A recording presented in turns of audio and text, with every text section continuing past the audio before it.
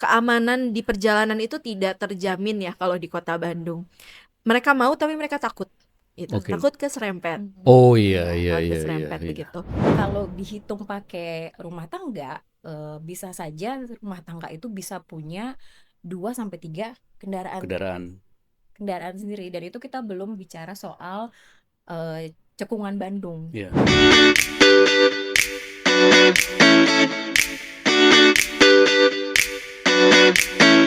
Halo semuanya, salam Gaban. Saya Saud Sagala, Kaprodi Magister PWK dan Transportasi ITB. Saya juga dari Planologi Angkatan 96. Kembali lagi di Ganesha Urban Podcast, ruang dialog alumni akademisi ITB, masyarakat, untuk membahas isu-isu urban yang semakin dekat dengan kehidupan kita sehari-hari. Ini adalah tempat di mana perspektif ilmiah bertemu pengalaman lapangan, tempat kita bersama-sama mencoba mencari makna dan solusi atas tantangan kota masa kini. Kalau di seri pertama kita sudah bahas tentang banjir dan isu perubahan iklim di perkotaan, di seri kedua Gaban hari ini kita akan bahas topik yang lagi-lagi masih sangat akrab dengan kita semua, yaitu jalan sudah lebar, kok kemacetan masih mengakar. Yang seperti ini nih, ya. Oke, kalau kita bicara tentang hidup di kota besar di Indonesia, satu pengalaman yang hampir semua orang punya dan alami adalah macet. Mau pagi, siang, ataupun malam, jalan di kota selalu punya cerita.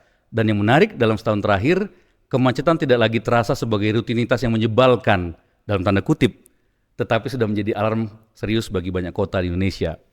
Melihat hal tersebut, kadang muncul beberapa pertanyaan. Apakah kemacetan ini sekedar konsekuensi kota yang semakin ramai, atau tanda bahwa sistem mobilitas kita belum siap menghadapi perkembangan zaman?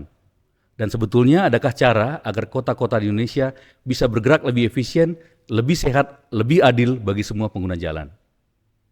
Nah, pada kali ini kita akan coba menguliknya lebih dalam bersama para Sri Kandi transportasi kita yang sangat luar biasa dari program studi transportasi ITB. Kita akan mulai sampaikannya Mbak ya. Boleh. Mbak-mbak keren sekalian menyapa para sobat Gaban, ini layar kita, dan memperkenalkan diri dengan sedikit menceritakan kesibukannya apa sekarang. Boleh spill dari jurusan dan angkatannya, tahun berapa begitu ya, dan mungkin memperkenalkan diri. Silakan dari Mbak Andani. Saya dulu. Iya. Terima kasih Pak Saud. Iya. Pak Saud, iya. Mungkin ada panggilan lain Oh, kalau boleh Bang Saud juga iya, boleh. Bang Saud ya kalau gitu ya. Iya. Jadi perkenalkan teman-teman, nama saya Andani, lengkapnya Gusti Ayu Andani. Saya perencanaan wilayah dan kota angkatan 2008. 2008 ya. Lulus 2012, S2 juga di PWK dengan fokus infrastruktur dan transportasi, lalu lanjut PhD di transportasi University of Twente, Belanda. Transport banget ya. Iya, Transport banget kira-kira ya. transport banget. Transport banget mulai ya. ke belakang, mulai transport banget ya setelah S3 sebetulnya. Waduh, nggak salah nih kita mengundangnya ya, ngobrol dengan perspektif yang seger, inovatif nanti tentang transportasi Indonesia. Oke, Mbak Maya, gimana? Oke, terima kasih banyak Pak Saud. Halo semuanya. Perkenalkan saya Maya, PWK 2011 gitu. Sekarang sedang menjadi dosen di Ya. SOPPK juga. Nah, kalau kesibukannya saya sedang mengembangkan yang disebut urban analytic, Pak. Nah, Oke. ini sebetulnya terkait juga dengan fenomena-fenomena sekarang. Kalau kita bicara macet, nah kita coba lihat macetnya tuh di mana, karena apa gitu. Jadi selain mengajar juga meneliti terkait dengan fenomena-fenomena kota yang terjadi gitu, Pak. Wah, kata kuncinya luar biasa ya, fenomena. Sebelum tenggelam ke diskusi yang lebih dalam, kita ini menikmati satu kopi dari alumni kita ini, namanya Baresi Kopi ya. Silakan juga teman-teman bisa cari di Google, dan kita ini ada tagline-nya nih. Kopi Baresi bikin pikiran makin berisi, makin menginspirasi. Asik. Kita Ada di coba sini ya, nikmatin dulu ya. Ada di sini ya. Ini saya yang Thai tea. Ini apa nih rasanya? Kopi gula aren. Wah, enak nih. Rasanya tuh ini ya, apa pas komposisinya ya. Nah, ini anak muda pencipta matcha, Pak. Waduh, luar Cocok. biasa. Ya. Santai kita nikmatin kopi dan juga macanya sama Thai tea sambil kita berbicara tentang transportasi. Menyambung tadi perkenalannya, kita ingin mendengar pandangan dari narasumber tentang bagaimana kemacetan di kota-kota di Indonesia. Rasanya hampir semua kota kalau kita datangin selalu ada macetnya begitu ya. Mungkin kota kalau nggak macet orangnya jarang datang. Mungkin kota pensiunan atau kota-kota yang sangat kecil begitu ya. Mulai dari Bandung dulu mungkin. Jadi kalau Bandung orang bilang kalau zaman Saya dulu hampir 30 tahun lalu di ITB pertama kali. Mau kemana-mana itu 10 menit, 15 menit begitu ya. Kalau sekarang orang bercandanya Bandung tetap 10 menit, 15 menit kalau malam-malam gitu ya. Kalau di atas jam 12. Nah, bagaimana menurut Mbak sekalian realitanya, apakah ada pandangan nggak terkait dengan Kota Bandung, terkait dengan kemacetan tadi? Memang agak berbeda ya. Iya. Memang berbeda. Kalau Mungkin pengalaman keseharian ke kampus berapa lama misalnya gitu ya. kampus, kalau saya sendiri itu tinggalnya di daerah Bandung Utara ya, Mm-mm, pojok Bandung mm-mm. Utara ya, perbatasan. Jadi itu saja kalau sehari-hari pagi itu 30 menit. 30 menit. 30 menit. Itu normal atau bisa lebih? Jarak 7 kilo ya Pak. Oh iya Jarak iya 7 iya. kilo setengah jam. Mm-mm, mm-mm. Mungkin Bu Maya kalau dekat situ juga mirip-mirip ya.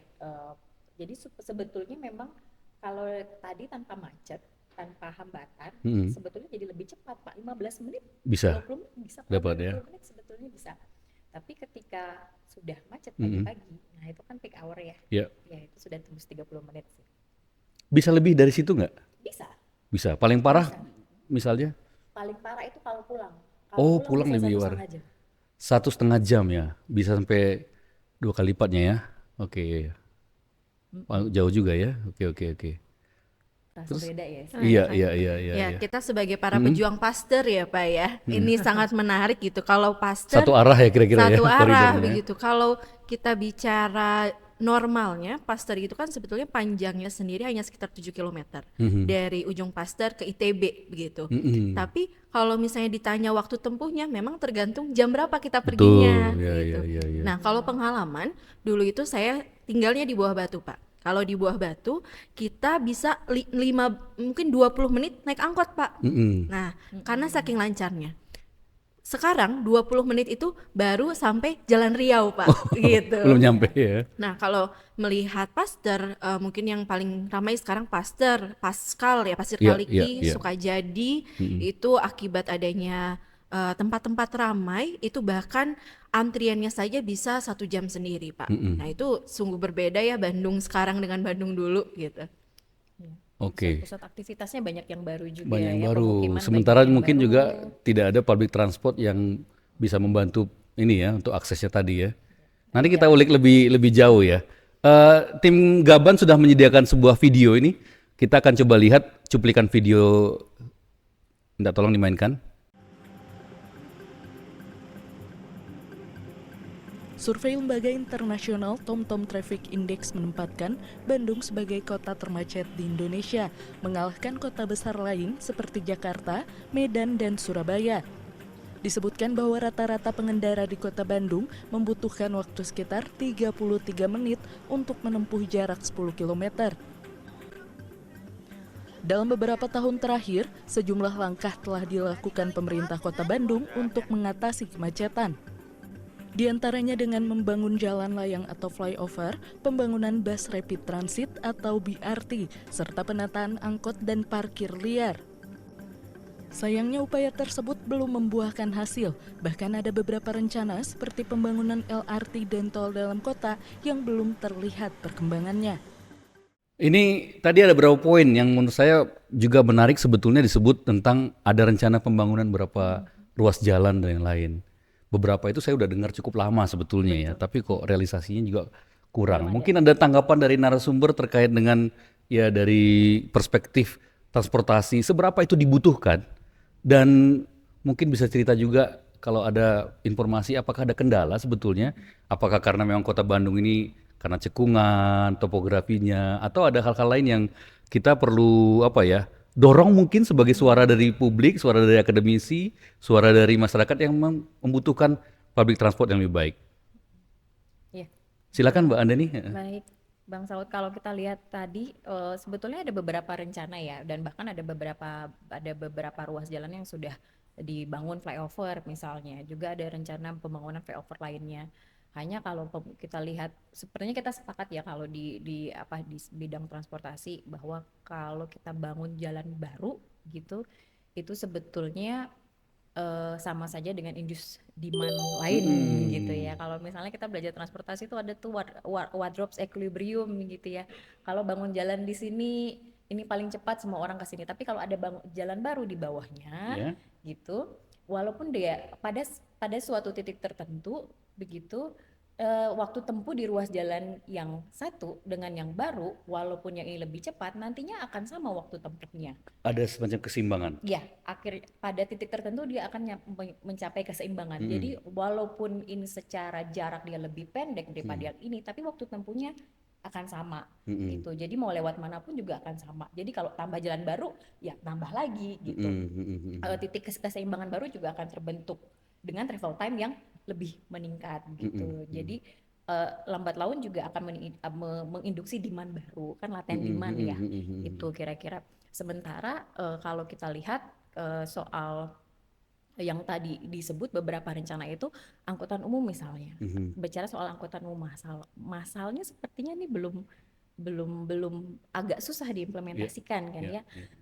Sementara kalau kita lihat data misalnya penduduk Kota Bandung itu berapa? 2,5 juta.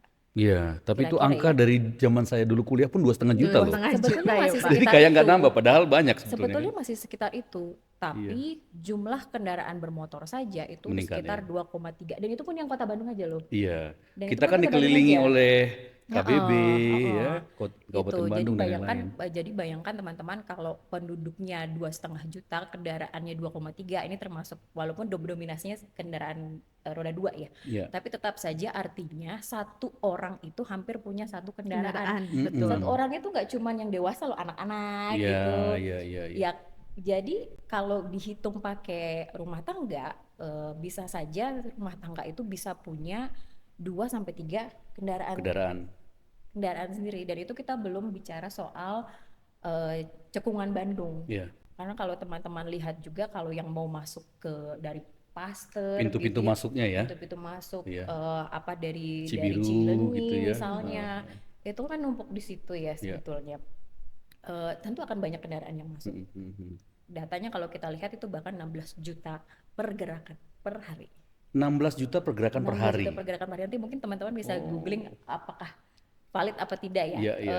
Tapi sampai belasan juta pergerakan Wajar terjadi per hari, kemacetan yang luar biasa ya. gitu. Dan numpuk pada jam-jam tertentu. Itu belum weekend loh. Kalau misalkan orang Jakarta Itu datang belum atau orang luar weekend. kota Betul, lagi iya. datang Baru lebih. sekitar Bandung. Iya.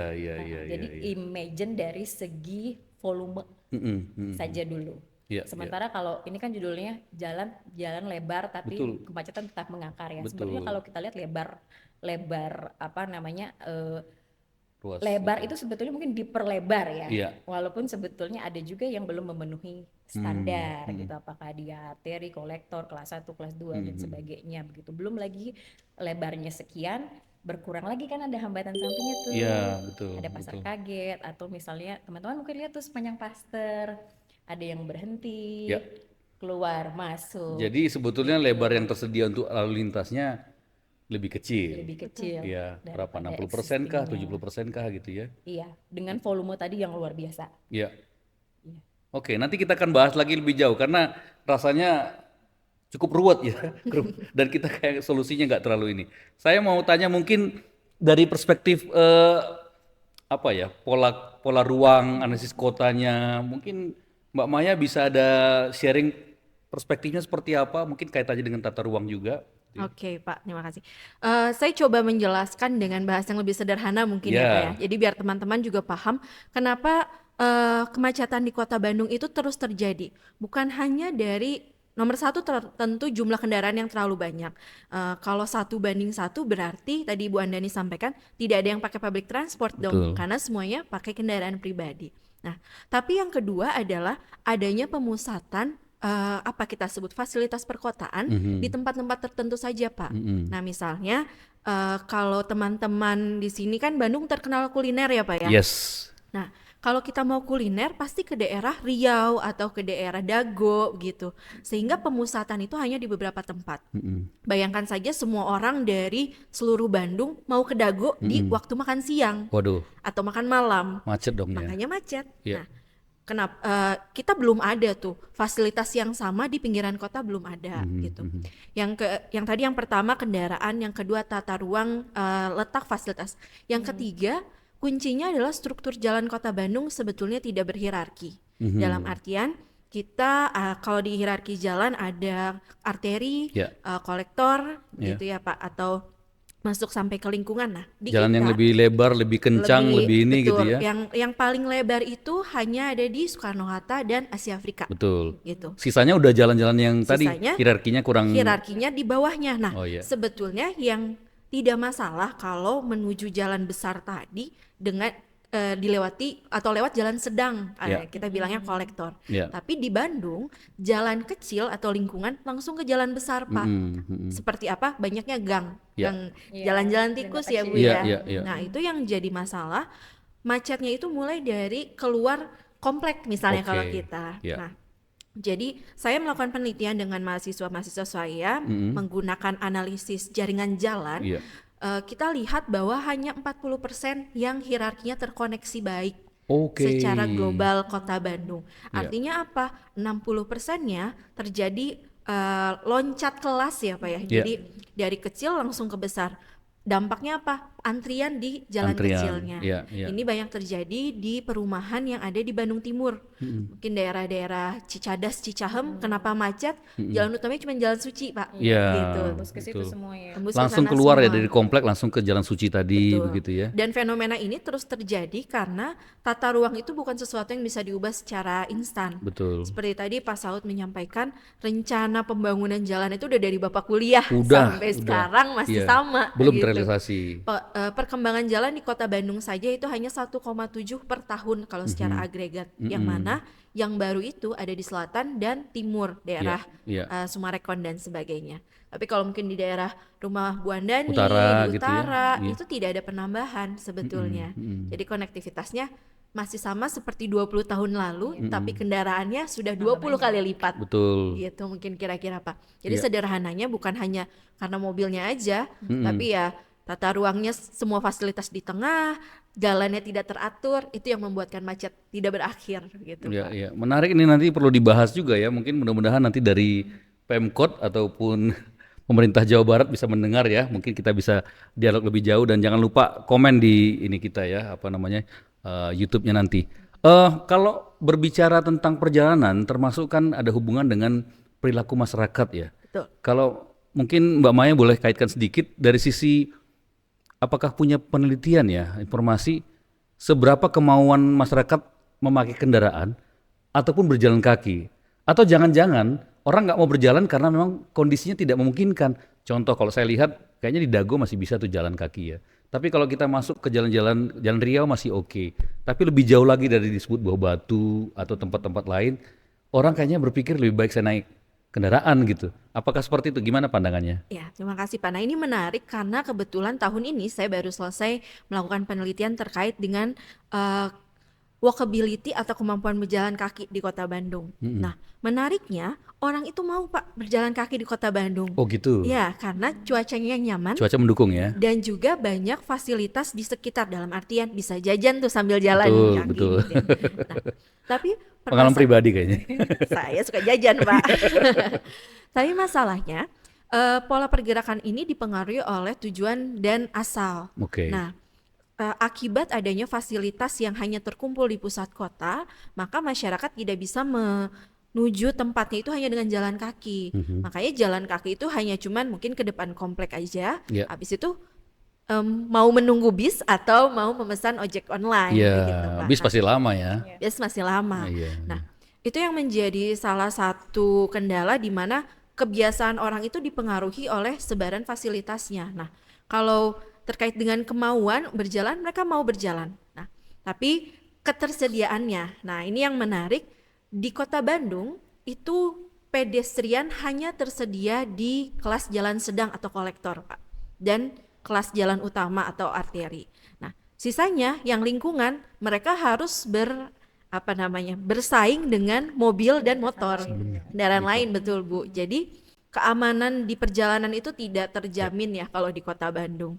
Mereka mau tapi mereka takut, gitu. Oke. Takut keserempet. Oh iya iya Takut iya keserempet iya. begitu. Dan kalau mau tidak menggunakan public transportasi, nah ini juga terkait saya 2 tahun terakhir melakukan kajian kelayak hunian Kota Bandung. Mungkin Bapak Ibu yang di Baperida ini hafal sekali nih Iya, Pak. iya, iya. Jadi kelayak hunian di bagian infrastruktur dan transportasi ini memiliki skor yang cukup rendah.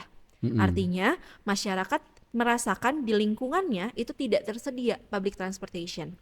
Nah, kalau mau atau tidak mereka mau, tapi Iya. tidak tersedia. Jadi trust-nya itu tidak makin menurun ya gitu. Tapi saya lihat di depan kampus kita juga sudah Iya. mulai ada bus kecil Iya, gitu ya Pak ya. iya. Nah, mungkin bisa menjadi angin segar nih untuk transportasi Kota Bandung. Boleh kita contohkan ya, mungkin ada gerakan-gerakan penggunaan public transport ya ke Betul, depannya. Iya, iya. Oke, makasih Umaya, silakan sambil minum juga. Kita ke Mbak Andani nih. Kalau tadi ceritanya tata ruang ya, Mbak Maya. Kalau Mbak Andani juga di awal tadi menceritakan tentang bagaimana ada tadi apa yang ada kurvanya tadi itu, yang ada keseimbangan tadi ya. Oh, wardrobe equilibrium. Iya, yang equilibrium tadi. Kalau dalam konteks kendaraan pribadi dan rasanya itu makin banyak sekarang ya. Bagaimana sedikit mungkin analisisnya terkait hubungan dengan demand yang bisa dielaborasi ke kita sehingga masyarakat lebih tahu, atau mungkin ada ini enggak ya, artinya mungkin idealnya berapa sih sebenarnya kendaraan per keluarga atau per orang sehingga masih terdapat keseimbangan, atau jangan-jangan mungkin perlu ada insentif dan disinsentif. Saya nggak tahu di level kota apakah itu bisa semacam, kalau kan ada kendaraan itu ada progresifnya ya, semakin banyak kendaraan lebih mahal tuh pajaknya. Itu kan untuk mengurangi pengguna yang semakin banyak. Nah, tapi nggak tahu di Kota Bandung atau per kota apakah bisa dilakukan sesuatu. Tapi mungkin demand-nya bagaimana dalam konteks ini ya, Iya. kendaraan pribadi. Kalau kita pelajari ya Pak Saud, sebetulnya yang namanya transportasi itu sebenarnya kita sepakati kan adalah derived demand gitu ya. Iya. Transportasi itu kan muncul karena kita tidak bisa memenuhi kebutuhan kita sendiri. Kita bukan self sufficient ya, tapi kita Betul. harus berpindah tempat untuk bekerja, kita harus pindah tempat untuk membeli makan. Iya. Terlepas walaupun sekarang ada namanya online food delivery, tapi kan Iya. yang melakukan perjalanan juga orang lain. Jadi sebetulnya Tetap ada perjalanannya. tetap aja ada Betul, perjalanan. betul, Itu betul. malah bisa eksponensial itu juga Betul, pergerakannya. betul, begitu. betul. Jadi tetap ada, kalau misalnya kita kaitkan ke yang tadi disebutkan oleh Bu Maya,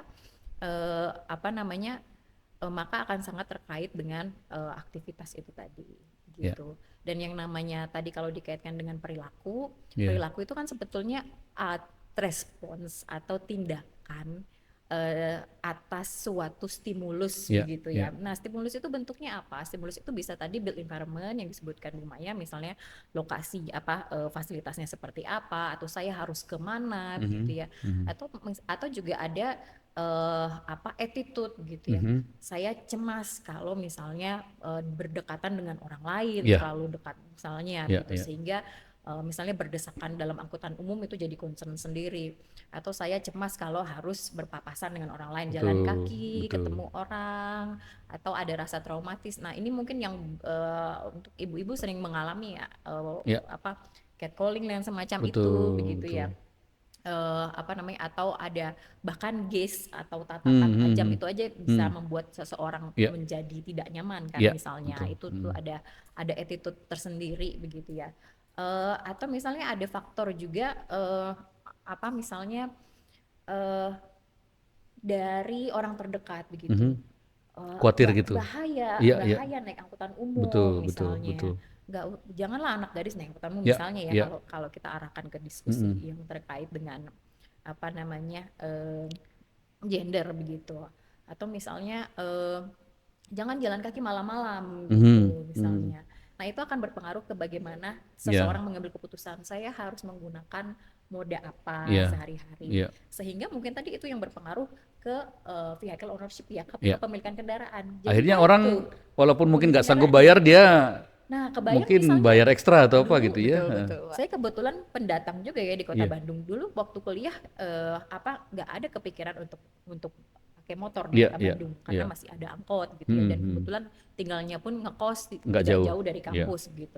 Nah, kalau sekarang tidak banyak banyak juga yang kemudian saya lihat dikirim motor Iya, gitu iya, ya. iya. Jadi banyak tuh juga plat kendaraan di Kota Bandung tuh yang bukan plat Mm-mm. B Iya, atau sekitarnya iya. begitu. Karena ada kecenderungan seperti itu, orang tua khawatir Mhm. sehingga Menyediakan, menyediakan. ya, Itu perilaku dari segi ya, travel behaviornya, ya, pemilih modanya. ya. Belum lagi dari segi driving Mhm, behaviornya, mhm, Pak. mhm, mhm. Driving behaviornya. Iya, Ada yang misalnya uh, apa ya, mungkin kita cara kalau pakai menyalipnya cara atau, menyalip iya, gitu ya, berhenti iya, iya, sembarangan iya, iya. gitu, atau misalnya saya bisalah berhenti di sini sebentar aja Mhm, gitu, padahal menimbulkan tundaan mhm, misalnya. mhm, mhm. Itu salah satu perilaku yang sangat berpengaruh ke tadi ya, ke kemacetan gitu. Kalau Iya, Pak Saud misalnya ada pertanyaan mengenai eh, berapa sih harusnya jumlah kendaraan? mhm. Nol juga nggak apa-apa sebetulnya. Iya, Kalau kita lihat di luar pun juga mhm. semasih ada angkutan Ya, umum, ya, maka nggak punya kendaraan pun juga nggak masalah. ya, Kita punya kaki itu kan ya, ya. salah satu moda Betul, ya betul, betul. sebetulnya. Itu cukup begitu Ya, menurut saya, Pak. Nah, iya. tapi yang itu yang berkurang ya. Saya Angkutan umum itu yang berkurang. ingat dulu saya pernah tinggal di Jepang dan di Belanda ya. Kalau di Belanda itu rata-rata pakai sepeda. Ya. Jadi saya mengikuti orang pakai sepeda dan awalnya nggak biasa, ya kan?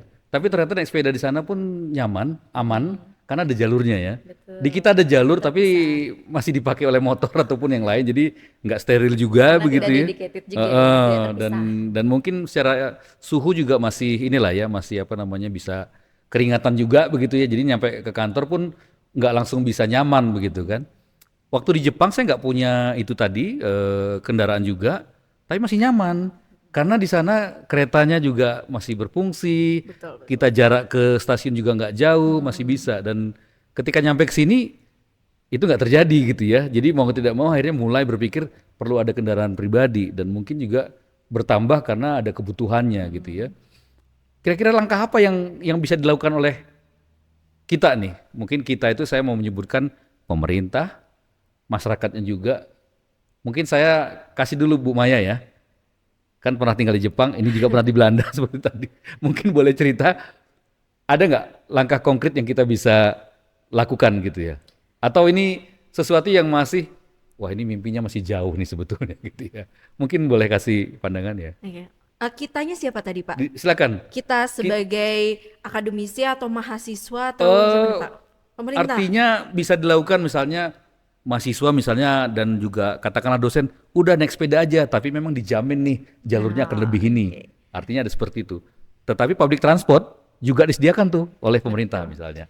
Ada ide bagaimana? Nah, kalau idenya nih Pak, mungkin saya dari yang besar dulu ya. Idenya kalau bisa ngebisikin pemerintah nih, jangan hanya menerima investasi pembangunan fasilitas baru, terutama mall Oke. dan juga misalnya rumah sakit Mm-mm. tanpa penyediaan transportasi umum. Itu yang terjadi di kita.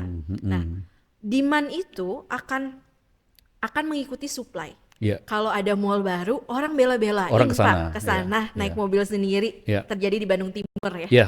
Nah, Sekarang Sumarekon tuh kan sudah mulai jadi saingan daya kan Pak tariknya. sama Pascal. Tapi gitu. kayaknya ke sana saya nggak inget cara ke sana pakai public transport ya. Nah, itu Pak menariknya. Kalaupun ada terbatas. Kita yang kalau mau public transport yang agak cepat, Ya. naik kereta, tapi waktu headway-nya terlalu lama. Iya. Naik angkot bisa ketiduran di jalan, Pak.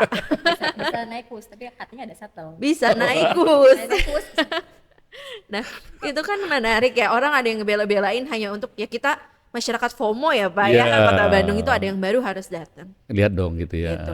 Nah, kalau kita menerapkan teori-teori yang ada di akademik, itu menurut saya kadang harus disesuaikan lagi dengan Bandung. Ya. Sering banyak teori yang berbicara carpooling, car Ya. sharing. Iya. Tadi yang Bu Andani sampaikan, orang bahkan nggak mau ketemu tetangga, kita mau perginya masing-masing. Iya, iya. Gitu ya Pak ya. Nah, kalau saya misalnya menyarankan kepada mahasiswa gitu ya, bagaimana nih kira-kira mau masuk ke dalam gerakan untuk mengurangi kendaraan pribadi, terutama dekarbonisasi kalau Iya. sekarang sustainability. Iya. Yang pertama adalah mengurangi pergerakan jarak jauh dengan kendaraan pribadi. Artinya apa? Untuk jarak jauh misalnya seperti Bandung Jatinangor, Iya. jangan pada bawa mobil sendiri. Nah ini kenapa? Karena banyak mahasiswa tingkat 2 saya yang Bawa masih di mobil. Jatinangor dan ITB bawa mobil masing-masing. Jadi ada 10 mobil kalau ada 10 Betul. mahasiswa. Gunakanlah shuttle gitu. Nah, Itu tapi cukup. Shuttle angkutannya? Karena kan kita bicara juga kondisi yang aman, Betul. yang nyaman juga, itu cukup. saat ini masih cukup Pak kalau untuk itu. Oke. Ini yang terkait dengan penyediaan pada tempat-tempat yang krusial. Oke, Nah, oke. lainnya adalah kita perlu tahu sebetulnya di mana kalau tadi kita bicara demand, orang-orang tuh kemana sih, mau kemana, itu dipetakan. Nah, tapi sebagai masyarakat awam bisa apa sih, kita nggak punya apa-apa, bukan pemerintah. Nah, mengurangi perjalanan jauh dengan private mode, misalnya Bandung Jakarta, udah kita naik bus misalnya. Ya. Nah, yang kedua adalah mulai memperbanyak menggunakan non-motorized transportation. Itu termasuk jalan kaki, naik sepeda, naik skuter, misalnya Pak, dan juga kendaraan-kendaraan lain yang tidak menggunakan mesin ya, begitu. Mesin maksudnya mesin yang menggunakan bahan bakar. Bahan bakar ya. Gitu. Nah, Ya. itu merupakan gerakan-gerakan kecil. Mungkin kalau teman-teman yang ngekos di sekitar Dago gitu, jangan lagi lah pesen ojek online hanya Ya. untuk 2 kilometer kecil itu. Oke. Coba datang lebih pagi, Ya. biasanya pergi lebih pagi, coba naik skuter listrik misalnya. Oke. Nah, tapi tantangannya tadi tentu saja infrastruktur yang terjamin. Ya. Kita lihat di daerah Dago pun untuk pejalan kaki masih sulit, Betul. gitu ya Pak ya. Tapi gerakan-gerakan kecil untuk mengurangi pergerakan dari individual merupakan yang paling nyata yang bisa masyarakat lakukan sebetulnya. Oke. Kalau Mbak Andani ada langkah atau perspektif yang lain? Saya Ya. setuju dengan apa yang disampaikan Bu Maya tadi. Tapi satu hal yang mungkin kita perlu dengungkan dengan lebih keras begitu ya. Kita memang bisa melakukan tadi langkah-langkah yang sifatnya individu. Tetapi yang kita perlukan itu adalah langkah yang sifatnya masif begitu ya. Masif ya. Yang kita perlukan sifatnya masif, dan kalau dari individu-individu saja jika masif tentunya akan bisa lebih masif kalau ada yang namanya policy begitu ya, yang sifatnya Mengatur ya. sustain begitu. Iya, Karena betul. yang namanya perilaku, bagaimana sih perilaku itu bisa dipastikan Betul. berlanjut begitu ya, terus menerus kalau ada dorongan untuk menjaga perilaku tersebut. Makanya ada aturan kan Iya, ya. iya. Ada aturan misalnya kenapa harus antri, ada aturan harus antri gitu. Nah, begitu juga sama dengan ini. Kita perlu ada policy apa? Policy tadi misalnya ada trotoar yang bagus, kita bisa jalan, atau ada angkutan umum gitu, sehingga kita bisa menggunakan angkutan umum itu. Nah, itu yang perlu didengungkan ya. Wacana tentang pengadaan angkutan umum massal itu itu tadi sudah kelihatan ya, ada LRT, BRT begitu. Tapi agaknya kenapa susah begitu diimplementasikan? Pertama, memang kita sadari itu perlu biaya yang sangat mahal, ya kan? Ya. Jakarta tentu saja bisa mengimplementasikan itu karena APBN-nya luar biasa. Ya. APBN-nya luar biasa. Ditambah kemudian MRT dan sebagainya, yaitu ada suntikan APBN di situ. Tadi APBD ya. Ya. APBD-nya luar biasa. Dan kemudian untuk MRT ada suntikan APBN di situ. Gitu. Untuk Bandung apakah bisa sebetulnya kan ada beberapa loan misalnya dari luar negeri, itu sebetulnya sudah ada wacana soal itu. Tapi kalau ini menurut saya pribadi yang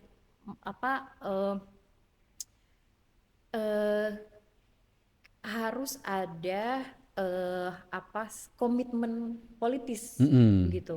Saya yakin bahwa ini akan bisa dilaksanakan begitu. Memang sebetulnya ini menjadi agak kebijakan yang tidak populer karena misalnya saja untuk bangun jalur BRT begitu misalnya, itu akan menimbulkan kemacetan baru lagi ya. Nah, yang menjadi concern mungkin kemacetan pada saat konstruksinya gitu. Tapi mungkin coba kita bayangkan setelah itu beroperasi apa yang akan terjadi. Jadi tentu saja perlu ada waktu begitu ya, sama betul, juga waktu betul. Jakarta mau membangun BRT-nya gitu, perlu waktu dan mengubah kebiasaan warga Jakarta itu mulai dari awal tahun 2000-an sampai sekarang. Jadi sebenarnya itu berevolusi, bukan revolusi yang terjadi cepat tiba-tiba dalam malam, betul, bukan betul, instan betul. ya.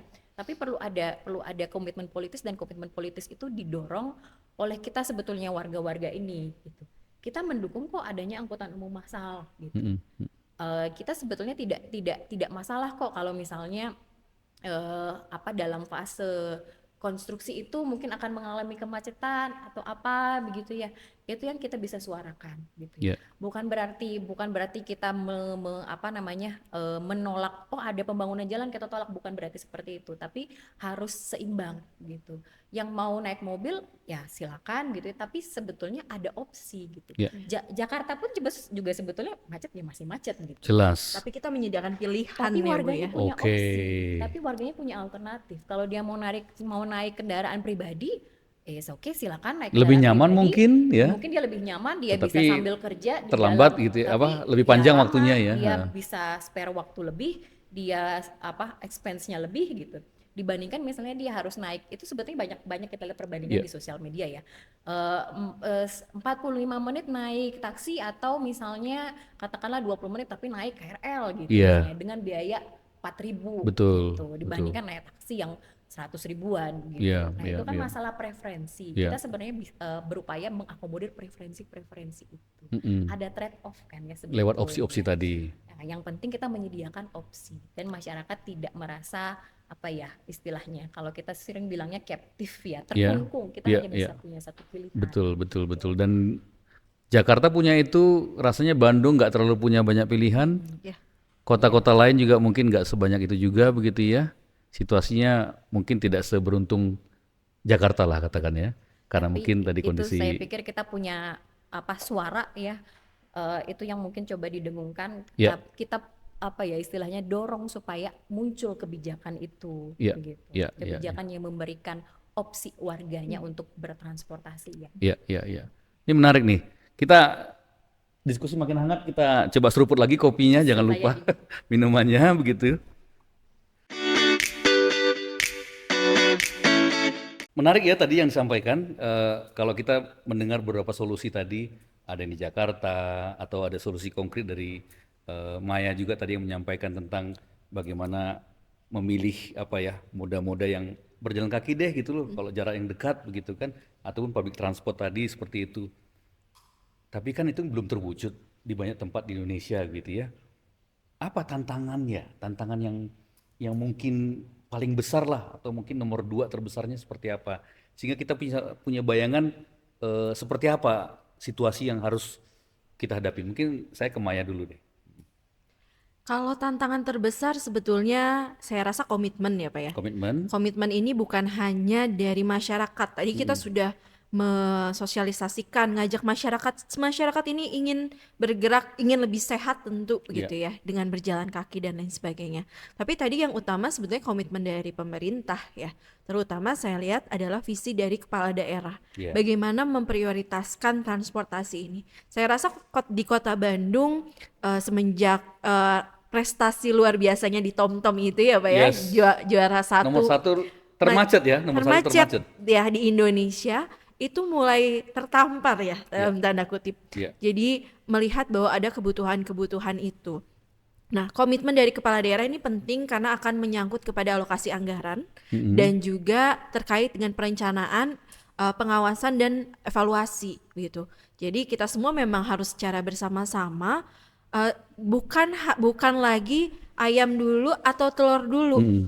Iya, bersama-sama. Dua-duanya ya, ayam dan telur kerjakan semuanya ya. Ayam dan telur harus bekerja gitu. Benerin behavior dulu atau benerin infrastruktur dulu, keduanya. Dua-duanya diperlukan gitu. ya. Ada pedestrian yang baik tapi orangnya nggak mau jalan, percuma. Orangnya mau jalan tapi nggak ada pedestrian yang baik, bahaya juga gitu. Jadi yang tantangan utama adalah komitmen, karena dengan komitmen itu masalah nggak punya uang, biaya, masalah behavior itu semua bisa diatasi. Gitu. Jadi jalan diperlebar tidak menyelesaikan masalah, kemacetannya masih mengakar. Betul Pak. Kenapa tadi kira-kira penjelasannya? Nah, kalau di kota Bandung, kenapa jalan lebar masih macet? Pelebaran jalannya buat apa sebetulnya? Nah ini menarik, saya melihat di Google Street View, teman-teman kalau lihat juga, ada pedestrian dipakai apa sih? Gitu. Parkir. Dipakai parkir atau dipakai pedagang ya Pak ya biasanya. Atau biasanya sudah dari 1,5 meter itu 1 meternya kehalang pohon. Waduh. Misalnya atau kehalang pagar toko. Oke. Nah, diperlebar badan jalannya. Tiba-tiba nambah parkirnya.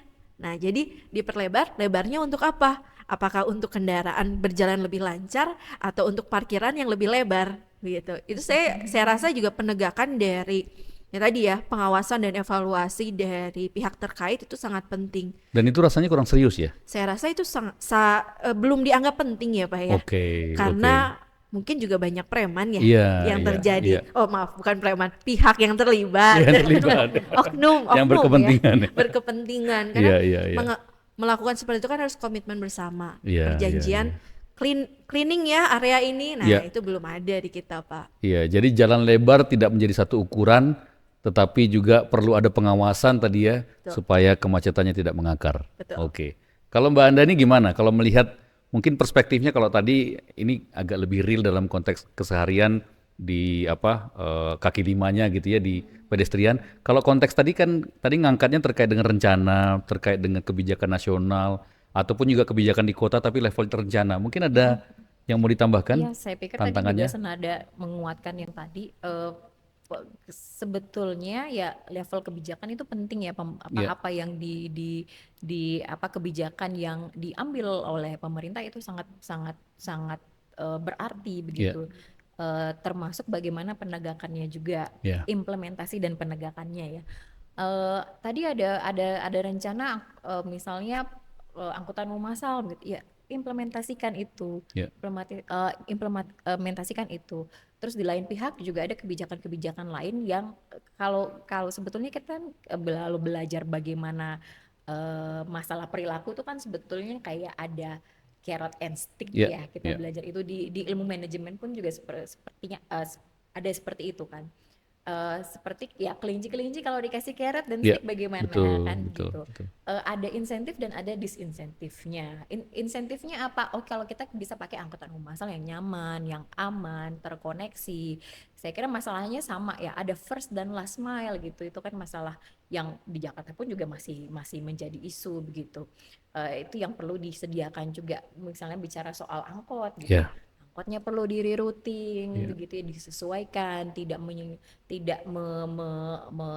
melayani rute-rute yang istilahnya utama Iya. misalnya, tapi yang langsung melayani ke pemukiman gitu. Karena nggak bisa misalnya kalau angkot-angkot mungkin bisa ke jalan-jalan kecil tadi ya, Betul, jalan betul, lokal, jalan lingkungan, betul. itu bisa dilayani oleh angkot gitu. Dan di-routing gitu ya. Jadi tidak bersaing sebetulnya gitu. Lalu kemudian itu dari segi insentifnya. Disinsentifnya apa misalnya?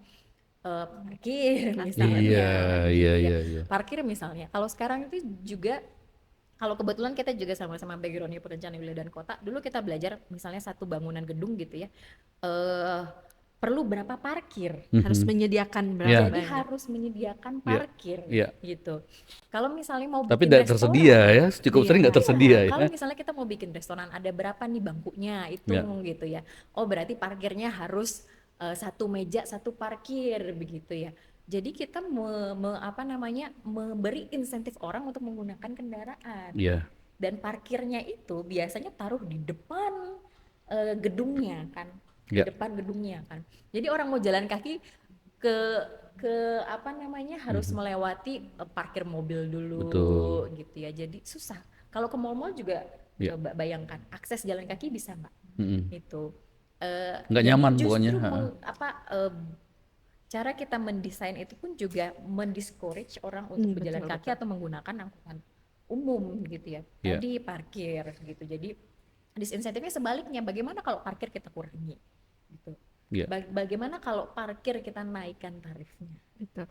Kayak Seperti gitu. konsep juga ada open facade ya Bu ya, aktif Iya, aktif facade. Jadi yang arsitek agak rugi juga kalau bangun fasad Iya. yang sudah bagus, indah, tapi ketutup sama tempat parkir. Betul. Iya, kalau parkirnya mobilnya gitu. Iya. Tapi Iya. jadinya terhalangi Iya, gitu. iya. Itu kira-kira. Itu soal parkir, belum lagi soal pajak Iya, kendaraan iya. ya kan. Sekarang ada misalnya, mohon maaf, Iya. ada misalnya pengurangan pajak untuk kendaraan listrik Iya, misalnya. iya. Yang terjadi adalah untuk sebagian kalangan Beralih. itu jadi insentif untuk nambah mobil baru. Nambah mobil Nambah gitu mobil ya. baru. Iya, betul. Sebetulnya ya di jalan sama aja, mau mobil Tidak listrik, berkurang. mau mobil Ukurannya kan sama ya. berbahan bakar gitu ya, bahan bakar bensin, Iya. ya sama saja. Kalau saya sering bilangnya ya dosanya sama aja sih, mau Menghabiskan Betul, ruangnya betul. sama ya Bu ya. habis ruangnya aja, walaupun emisinya ya beda-beda tipis, nanti Iya. ganti baterai gimana? Betul. Iya, Belum lagi itu. juga pakai batu bara juga kan tuh listriknya gitu ya. Ya, begitu. Jadi ada kebijakan yang senada, yang Iya. harus konsisten gitu. Bagaimana bagaimana kita bisa mengurangi penggunaan kendaraan pribadi dan pada saat yang bersamaan mendorong orang untuk menggunakan angkutan umum massal. Jadi mungkin saya tekankan juga di situ ya, ada Iya. angkutan umum Iya. massal, bukan sekedar angkutan umum saja, tapi yang bisa mengangkut orang yang banyak dalam satu kendaraan. Ya, angkutan umum massal itu kata kuncinya saya kira. Kalau saya tanya kota yang bisa jadi contoh, karena mungkin nggak semua kota itu bisa diterapkan yang dari luar negeri masuk ke Indonesia. Ada tantangannya, atau kita ambil contoh diterapkan ke Bandung misalnya. Mungkin kalau dari Mbak Maya dulu ada pandangannya, ada kesan pernah di mana kemudian melihat, waduh kalau seperti ini Bandung seru deh kayak gitu, atau Oke. ada nggak seperti itu? Nah, kebetulan karena saya mengikuti Pak Saud ya, sempat bersekolah di Jepang. Iya. Tempat studinya Pak Saud itu sangat cocok sebetulnya karakteristiknya dengan Bandung, Iya. yaitu Kyoto. Iya, iya. Gitu ya. Nah, Cekungan juga ada ya, sungainya juga cekungannya ada. ada, sungainya ada, betul. tantangan elevasinya sama sebetulnya. betul. Dan karakteristiknya sama, kota wisata Iya, gitu ya. betul. Tapi bedanya di sana mungkin sudah teratur ya Pak ya. Betul. Nah, yang menariknya adalah di Kyoto ini kita tidak berbicara, ada sebuah konsep namanya TOD, Iya. Transit Oriented Development, yang tulang punggungnya adalah kereta. Nah, Bandung kita tahu bahwa keretanya tidak bisa ya Pak ya, mau aktivasi kayaknya udah berapa puluh tahun mau bilang Iya. aktivasi utara selatan sebenarnya sangat sulit. Dulu ya. ada tram ya kalau tidak salah Ada, ya. Pak. Jadi jalurnya sendiri bisa diikutin kalau Ada, mau ya. sebetulnya dari Lembang ke Ciwidey Iya. itu melewati Trans Studio Mall, Pak. Oke, Nah, oke. daerah sana itu saya selalu mendengar dari zaman saya SD katanya mau Iya. direaktivasi, mungkin tantangannya terlalu berat. Hmm. Nah, ada sebuah konsep yang menjadi alternatif dari transit oriented development itu adalah mobility oriented development. Mobility oriented development. Jadi kita pembangunan berorientasi pada pergerakan.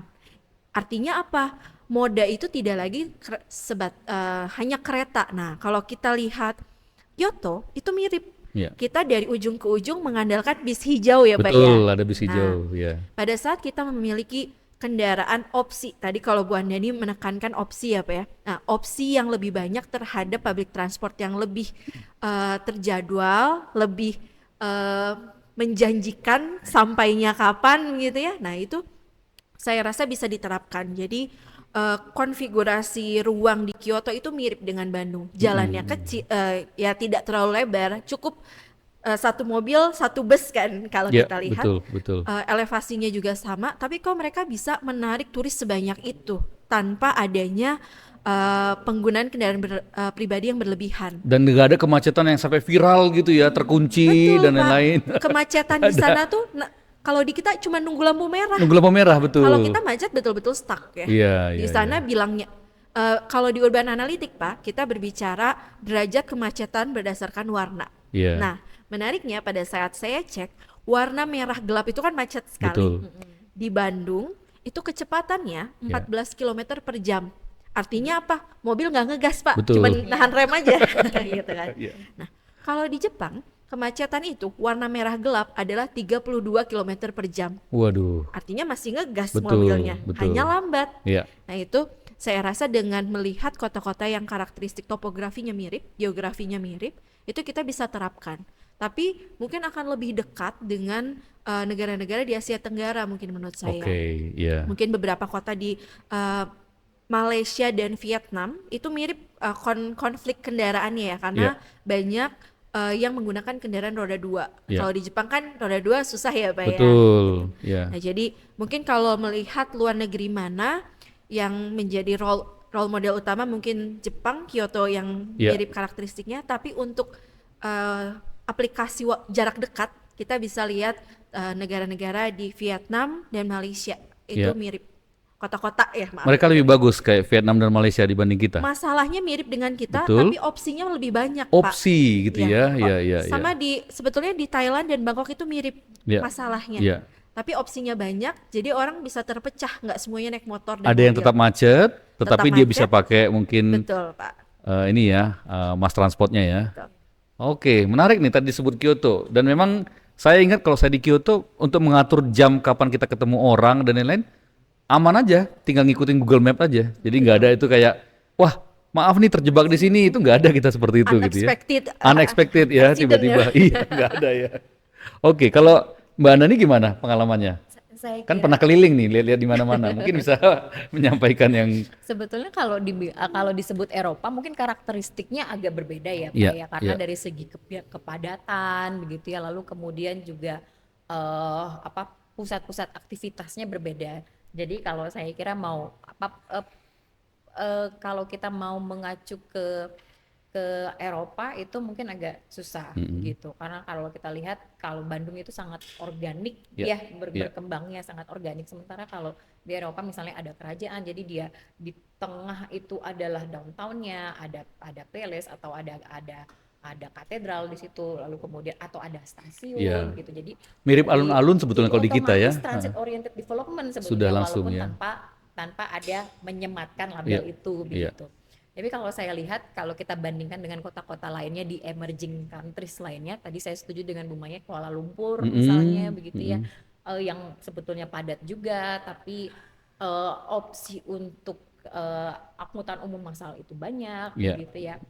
Lalu kemudian Bangkok pun begitu Iya, ya, Bangkok, yang betul. sebetulnya kemacetannya itu 11-12 Iya. ya dengan kota-kota di Indonesia begitu. Tetapi ada opsi lain begitu Oke, ya. Ada opsi. alternatif angkutan umum massal lain Iya, gitu. iya. Lalu kalau misalnya kita main jauh sedikit begitu, yang jadi percontohan untuk Jakarta kan misalnya Kuritiba, Oke, gitu ya, iya. itu kan juga Brasil Global ya. South begitu ya. Lalu atau misalnya Bogota misalnya di iya. Kolombia, itu kalau Transjakarta kan meniru itu juga ya, itu betul kan ya.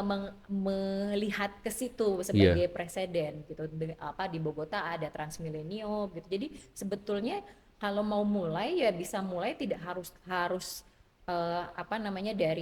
dari angkutan umum massal yang berbasis rel yang Iya. pasti biayanya sangat mahal, seperti Betul. MRT saja Jakarta bisa 1 triliun per kilometer. Betul. Mau nyari duit di mana kalau nggak Iya. dapat pinjaman kan. Tapi misalnya bisa mulai dari BRT dulu, satu bus berapa misalnya, 1 M dapat lah satu bus misalnya. Jadi bisa mulai dari BRT dulu. Semakin lama ini kan sebetulnya sudah ada kebijakan dari Kementerian Perhubungan ya dengan by Iya. the service-nya. Kemudian sudah hampir 5 tahun, kemudian di Jawa Barat sendiri itu sudah ada Transmetro Pasundan, kemudian Iya. sekarang sudah direvisi. Tapi kayaknya kurang berfungsi ya yang di Kota Bandung ya. Sebetulnya itu kalau saya lihat rutenya banyak juga yang naik ya, misalnya Yang saya tahu ada yang ke Kota Baru ke Kota Baru Parahyangan. Parahyangan misalnya. Itu Dago banyak juga banget. ada sih, tapi kalau saya lihat nggak terlalu ramai penggunanya. Nah, karena rutenya masih segitu-segitu aja gitu. Ya. Rutenya masih segitu-segitu aja. Bayangkan kalau kita belajar ada yang namanya multiplier effect. Iya. Bangun satu rute segini.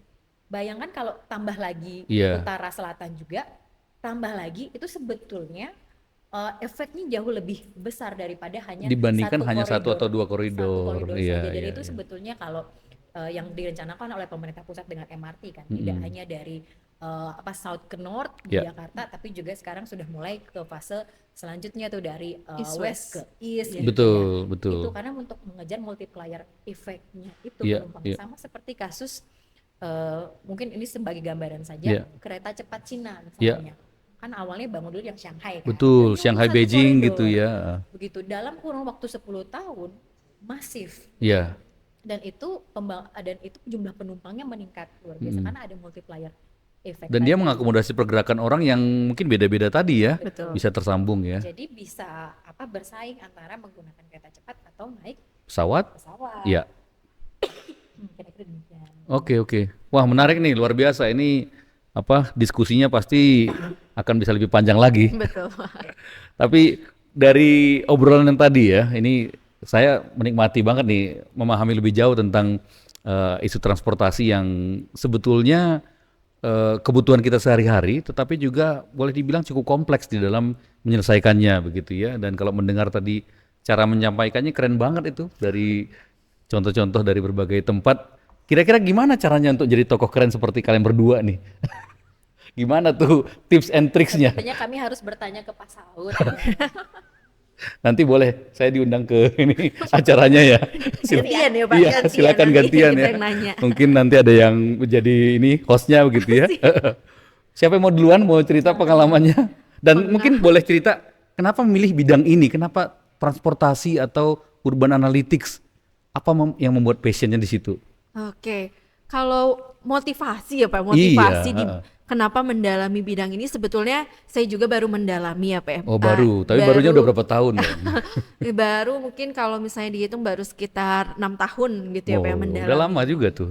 Motivasi pertama itu rasa penasaran saya terlalu tinggi ya terhadap kenapa kota saya tidak nyaman gitu. Awalnya itu saya asli Bandung, besar dari lama di Bandung gitu, mengalami perubahan. Kok dulu saya bisa dengan tenangnya, nyamannya, cepatnya naik angkot dari Buah Batu ke, dulu sih anak BIP ya Pak ya, Oh, Buah iya. Batu ke BIP. Tapi kok sekarang jarang menemukan angkot. Awalnya itu dari sana. Betul. Terus mulai ada ketergantungan terhadap online transportation. Ya. Nah, ini disertasi saya melihat pengaruh online transportation kepada behavior orang begitu ya. Nah, ini mungkin terkait kenapa BRT di Bandung nggak ramai. Trust orang terhadap public transportasi di Bandung itu sudah sangat-sangat turun. Oke. Gitu. Itu berat untuk dibangun lagi. Walaupun pemerintah sudah menyediakan, tapi at least secara saya mungkin merasakan ketergantungan ini dari 2014 semenjak Oke. adanya angkutan hijau-hijau itu Pak. Iya, betul. Dari setidaknya 10 tahun ini Online maksudnya kan? online. Yang Saya pertegas nih, ini hijau juga oh soalnya. iya maaf. Setidaknya 10 tahun ini saya lebih mempercayai yang hijau Ya. dibandingkan menunggu transport Dan hijau itu nggak ada bicara green dalam konteks ramah terhadap Bukan, Pak. perubahan iklim gitu ya. Warnanya yang hijau. karena Ya. dua-duanya yang hijau tuh. Hijau yang juga ya. ada yang orange sih Oke, sekarang ya Pak sekarang ya. ada yang oranye ya. Dan kuning gitu. Jadi sebetulnya ada motivasi dari rasa ingin tahu Ya. sebetulnya apa yang salah di kota. Makanya saya banyak melihat fenomena-fenomena berdasarkan kuantifikasi dan spasial. Dan ditemukan pola-pola ternyata yang salah itu emang dari awal kota Bandung pertama nggak disiapkan untuk Nggak 2,5 juta disiapkan. Iya. manusia di malam hari. Nah, Ya. saya perlu menegaskan jumlah penduduk Bandung itu siang dan malam beda Pak. Oke, bagaimana Gitu. tuh? Heeh. 2,5 itu penduduk KTP Terdaftar. terdaftar. Iya. Tapi yang beraktivitas mungkin bisa ditanya ini di penonton podcastnya ini Iya. mana yang kerjanya di Bandung tapi rumahnya mungkin di Cimahi. Oh Nah, iya. saya. Iya. Dia pulang pergi ya. Pulang pergi. KTP saya terhitungnya misalnya Cimahi tapi Iya. saya membebani Bandung selama Iya, siang hari. iya, iya. Nah, itu Bandung tidak dirancang untuk sana. Iya, iya. Nah, mungkin itu motivasi dari rasa ingin tahu dulu, Pak. Oke. Sampai mungkin bisa memberikan pandangan dan meninfluence orang, ini loh dampaknya kalau misalnya kita tidak melakukan perubahan melalui data driven analytic gitu Pak. Jadi memberitahu data-data yang dikemas secara mudah itu untuk dipahami masyarakat nantinya. Arahnya ingin ke sana sebetulnya. Jadi itu lewat kuliah di ITB, kemudian lanjut ke Jepang setelah itu kan? Betul. Saya Oh di iya, Jepang, di Pak. Jepang memberi perspektif berbeda ya? Betul. Di Jepang kebetulan saya di Urban and Transportation Engineering, Oke. yang mana sangat menekankan kepada kuantifikasi sebab akibat. Ya. Tidak mungkin terjadi sesuatu tanpa ada pemicu. Dan itu betul terjadi di fenomena di perkotaan di Kota Bandung. Gitu. Oke, oke. Kita mau dengar nih dari Mbak Andani, apakah motivasinya serupa atau ada motivasi yang lain? Kenapa memilih jalur transportasi ditekuni lebih jauh? Saya sebenarnya fokusnya ke travel behavior ya, dan Travel karena ada behavior, basic ya. perencanaan wilayah dan kota, maka saya coba lihat dalam konteks guna lahannya juga begitu. Kenapa travel behavior? Kalau kita bicara soal behavior, ini fokusnya terutama dalam konteks transport. Kalau transportasi kan ada barang dan orang sebetulnya ya. Jadi bukan barang dan kendaraan Ya, ya, tapi ada ya. barang dan orang. Nah, dalam konteks travel behavior ini saya fokusnya ke pergerakan orang begitu. Dan kalau bicara soal perilaku orang, tadi kan ada faktornya banyak ya yang mempengaruhi. Jadi sebetulnya ada faktor psikologi, ada faktor kesehatan juga di situ, ada faktor tadi guna lahan, aktivitas. Jadi banyak sekali faktor-faktor yang mempengaruhi. Jadi fokus pada manusia. Mungkin karena dulu nggak kesampaian jadi dokter ya. Jadi, Oh, jadi sekarang dokter kota jadinya Dokter ya. kota. jadi perspektifnya nggak digeser Iya, ya. iya, iya. Tapi Agak terbang sedikit mindsetnya begitu. masih ke sana ya. Iya, kira-kira seperti itu. Mm-mm. Dan itu sangat dekat dengan masalah yang kita alami sendiri kan Betul, sebetulnya. betul, Karena yang tadi ya, kebutuhan untuk transportasi pun sehari-hari juga kita perlukan gitu. Jadi sebetulnya relevansi yang sangat dekat saja dengan diri kita, Pak, mungkin itu ya. Oke, oke. Ini menariknya kedua-duanya di prodi transportasi ITB ya. Jadi kalau ada yang tertarik, rekan-rekan ataupun juga mahasiswa muda dan lain-lain mungkin bisa datang nih ya kantornya ya. Bertanya lebih jauh dan tentu mendaftar ya. Kalau mendaftar bisa ke saya juga. Dan ini menariknya Pak, saya ini kan bersama dengan mahasiswa-mahasiswa muda Gen Z ya Gen sekarang Z ya Pak. ya. Nah, ini banyak sekali inovasi yang bisa kita pakai sekarang di S2 dan S3 transportasi ITB. Jadi kita melihat berbagai permasalahan ini sekarang sudah menggunakan big data juga Oke, Pak. Big iya. data, AI, komputasi Iya, itu kita iya. ada juga sekarang Oke, gitu. luar biasa fasilitasnya ya. Iya, Betul, Jadi Pak. bisa belajar hal-hal baru ya sambil memberikan solusi untuk transportasi ya. Oke, baik. Terima kasih nih. Terima kasih buat diskusi yang luar biasa. Saya diminta untuk wrap up diskusi ini. Teman-teman, kita akhirnya sampai di ujung obrolan Gaban hari ini dan rasanya tadi semua insight yang disampaikan sangat penting yang tadi kita diskusikan dan ini membantu untuk memahami bahwa di dalam mengurai kemacetan dan membangun mobilitas kota yang lebih berkelanjutan itu tantangannya pasti dihadapi semua kota yang berkembang begitu ya. Karena itu peran dari pemerintah, kampus, komunitas, pelaku usaha, mahasiswa, alumni sampai kita sebagai pengguna punya perannya masing-masing. Tanpa kolaborasi susah kota kita bisa bergerak lebih lancar dan lebih manusiawi. Terima kasih banyak sekali lagi kepada Mbak Dr. Andani dan juga Dr. Maya untuk berbagi ide, berbagi pengalaman tadi. Saya yakin tuh memberikan banyak perspektif yang membuka pikiran, membuka cara pandang kita di dalam bergerak, memilih moda. Kata kunci yang tadi saya ingat adalah terkait dengan opsi tadi ya, bahwa kita butuhkan opsi tadi. Kalau tidak kita menggunakan moda yang terpaksa yang ada begitu ya. Dan ini mungkin rasanya berkaitan dengan bagaimana kemampuan dari warga yang mungkin tidak sama begitu ya. Aksesibilitas yang tidak adil tanda kutip begitu ya. Obrolan tadi nggak cuma berhenti sebagai wawasan, semoga dan tetapi jadi pemantik untuk perubahan kecil yang berdampak besar.